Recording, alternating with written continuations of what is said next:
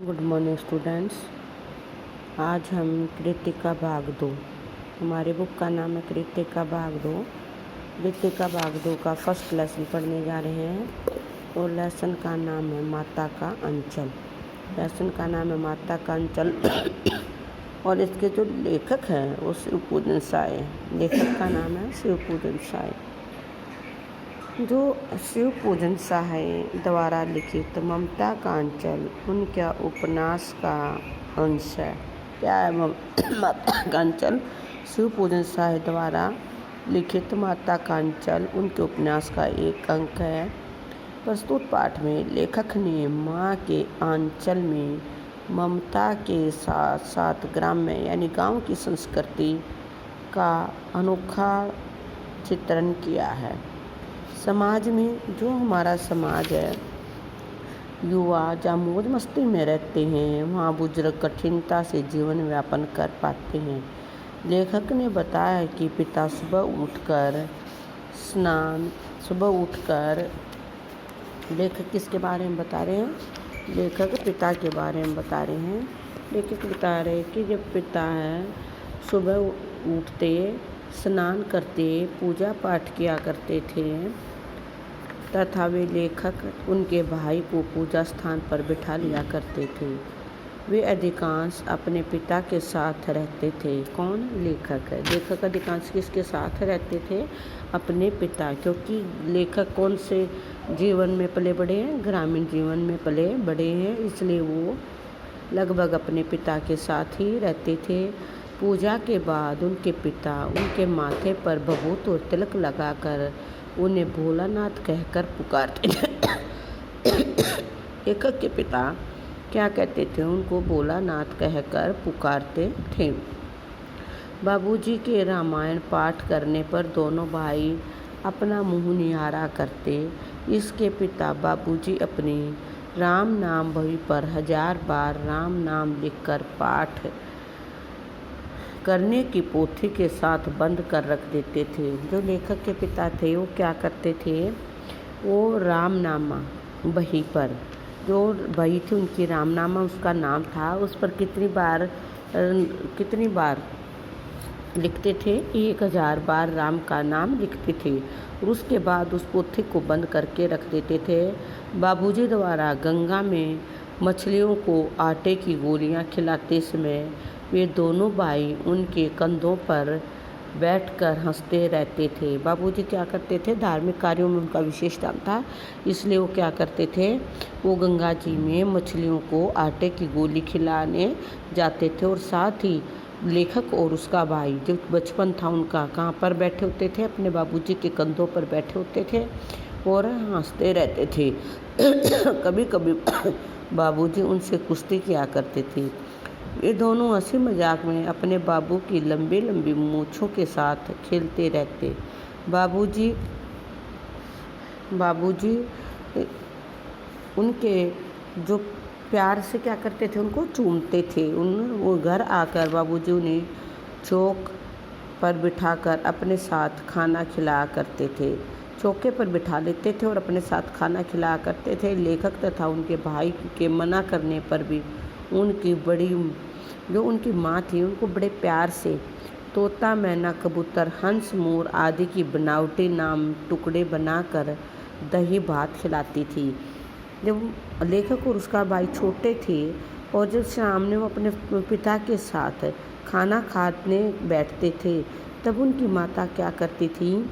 जो उनके लिए रोटी के बाइट लेती थी, उस बाइट को कभी तो मैना का नाम देती, कभी कबूतर का, हंस, मोर आदि के बनावटी नाम देकर भात और दही के साथ उनको खाना खिलाती थी। छक्कर यानी पेट भरकर खाने के बाद वो नंग दड़ंग अवस्था में बाहर दौड़ पड़ते। कभी कभी अचानक माँ पकड़ लेती तो चोटी कूद कर कुर्ता टोपी पहनाकर ही छोड़ती थी।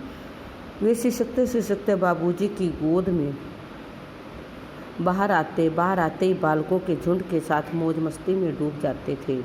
वे चबूतरे पर बैठकर तमाशे और नाटक किया करते थे। मिठाइयों की दुकान जिसमें पत्ते, पूरियाँ, मिट्टी, जलेबियाँ आदि मिलते लगाया करते थे। सभी बच्चे साथ मिलकर घर बनाते जिसमें तिनकों का छप्पर, दातुन के खंभे, दिए की कढ़ाई आदि रखे जाते थे। उसी घरौंदे में सभी पंक्ति में बैठ के जीमने लगते। बाबूजी भी उनके पास चले जाते थे।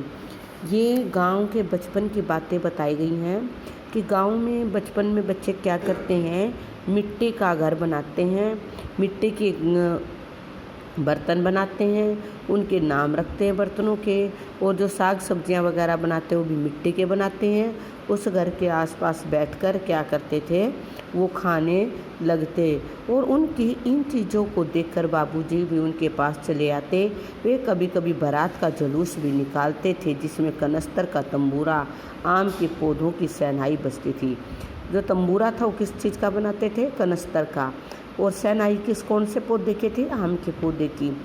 टूटे चूहेदानी की पालकी, और पालकी जिसमें दुल्हन को बिठा लेके आ जाता है, वो किस चीज़ की बनाते थे बच्चे, टूटे हुए चूहेदानी की। क्योंकि गांव के बच्चों के खेल होते हैं जो कि वो अपने आप ही बना लेते हैं।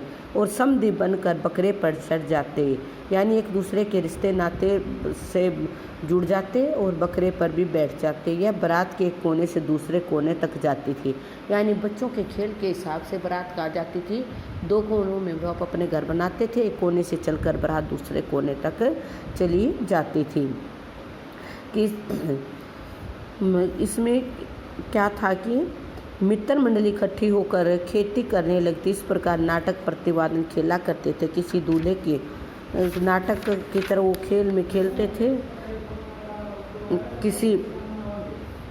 क्या करते थे, वो किसी दूल्हे के आगे चलती पालकी देखते ही जोर जोर से चिल्लाने लगते। एक बार बूढ़े वर ने खदेल कर लेखक मंडली को ढेलों से मारा था।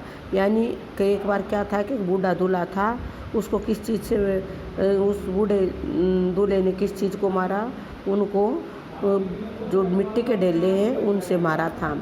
रास्ते में आते हुए मुसन तिवारी, और जो बूढ़े का नाम क्या था, मुसन तिवारी, को बुढ़ाऊ बेईमान कहकर छिड़ा दिया। और बच्चों ने उसको क्या बोल दिया था, बुढ़ाऊ बेईमान। बुढ़ाऊ बेईमान किसको कहा, मुसन तिवारी को।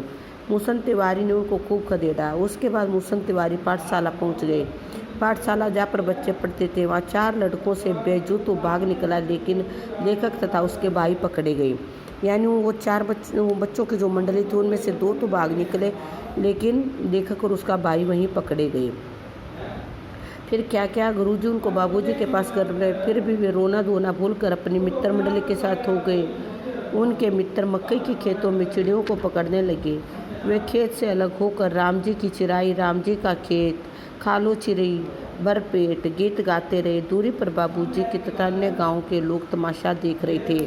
वो क्या कहते हैं कि जो वो खेतों में जाते और क्या कहते हैं, राम जी की दी हुई चिड़िया है और राम जी के दिया हुआ खेत है, तो क्या कर, हे चिड़िया तू पेट भरकर खा, इस गीत को गाते चलते रहते थे। और कुछ दूरी पर बाबूजी तथा गांव के अन्य लोग उनकी इन हरकतों को देखते रहते थे। एक टीले पर जाकर लेखक उनका भाई अपने मित्रों के साथ चूहों के बिल में पानी डालने लगा।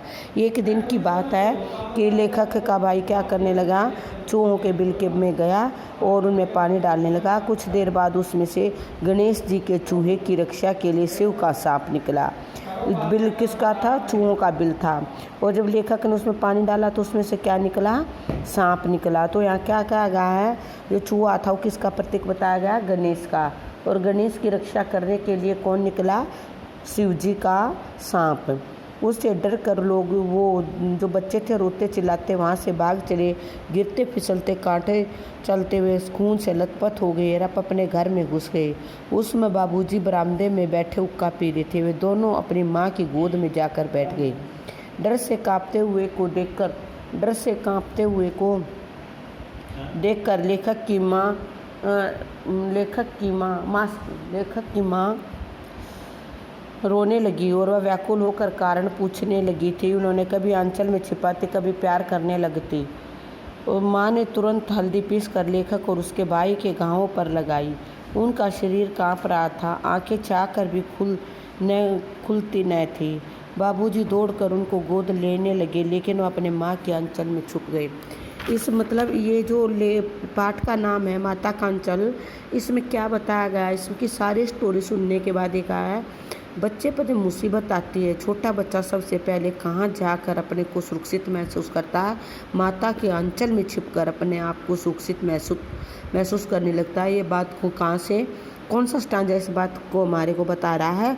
जब लेखक और उसका भाई टीले पर बने चूहे के बिल में पानी डाल रहे थे, तो उस समय चूहे के बिल में से एक सांप आ गया था, और सांप से डर कर दोनों भाई जिस तरह भागे और वो कहाँ जाकर छुप गए थे, वो माँ के आंचल में जाकर छुप गए थे।